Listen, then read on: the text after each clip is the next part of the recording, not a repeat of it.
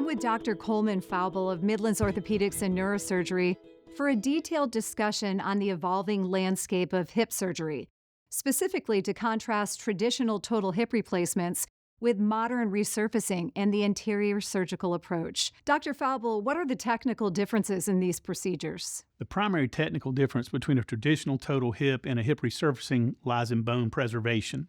In a standard total hip replacement, the surgeon must cut off the femoral head and neck, resulting in approximately 3 inches of bone loss. In contrast, hip resurfacing involves only shaving the head and the lining of the socket, preserving a majority of the bone. Typically, there's only about 6 millimeters of bone loss. By retaining the femoral head and neck, the relationship of the hip in terms of length and offset remains largely unchanged, and the attachments for the tendons and ligaments are also preserved. And what are the clinical advantages? Clinical advantages for patients include having a more natural hip function and improved proprioception after the procedure. What is proprioception? Proprioception refers to the body's ability to sense its position in space. Because more bone and natural structures are left intact, with the resurfacing, the brain can automatically track the limb's movements, which is vital for athletic and high-impact activities. Are there other advantages? Absolutely. Preserving the natural anatomy of the hip typically results in better overall strength and wider range of motion compared to the traditional hip replacement.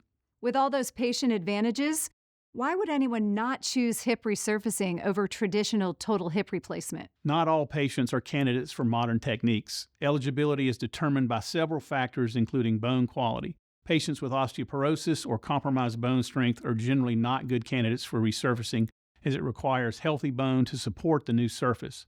Also, resurfacing is often reserved for very fit patients with high activity demands. Are there other physical characteristics that might affect someone's qualification for hip resurfacing? Well, a patient's body mass index, or BMI, is a significant consideration. The technical difficulty of a resurfacing can be impacted by a patient's physical build and the depth of the tissue. Let's discuss the anterior approach to hip replacement and hip resurfacing. What exactly is the anterior approach? Well, just like it sounds, the anterior approach involves the surgeon entering through the front of the hip instead of the back. The technical benefit is that no ligaments, tendons, or muscles are cut during the procedure. You go between everything. That's really important because when tendons are cut, even though they're repaired, MRI data shows that these muscles attached to them often atrophy, while after an anterior hip replacement, those muscles remain unchanged and healthy. Not cutting ligaments or tendons is obviously very advantageous to the patient in every way. Are there other key benefits to the anterior approach? One of the most significant advantages for patients is the lack of short-term movement limitations.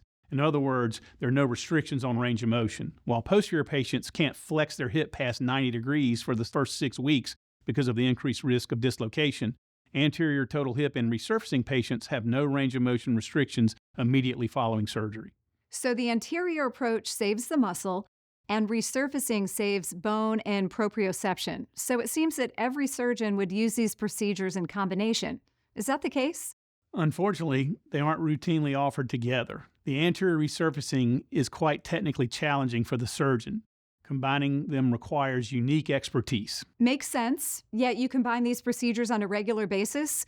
What makes you uniquely qualified to do that? Probably my ability to perform these complex anterior total hips and resurfacings is rooted in my background in orthopedic traumatology. Please explain what that is. Orthopedic traumatology is specialized training that involves repairing complex fractures that typically involve the joints. These occur in high-energy accidents such as motor vehicle collisions, where the bones are not broken cleanly, and typically the fractures extend into the hip or knee joint or even into the pelvis. I see how that would give you a truly unique perspective. Yes, operating on shattered pelvis and acetabular fractures really gave me an extensive three-dimensional knowledge of the hip and pelvis, because I was already accustomed to operating on the pelvis from either the front or the back in emergency cases, making the transition to anterior hip surgery was more comfortable and technically sound. Much of your early practice involved emergency surgeries in a hospital setting. But now much of what you do can be performed on an outpatient basis in an ambulatory surgery center. Tell us about that. Well, I don't like to stay up all night anymore. And thanks to less invasive procedures and multimodal pain management to reduce discomfort, we can often avoid the need for traditional hospital stays. The facility also works with primary care doctors to manage comorbidities like diabetes or weight loss prior to surgery to ensure that patients are good and viable candidates for outpatient procedures. That sounds very appealing.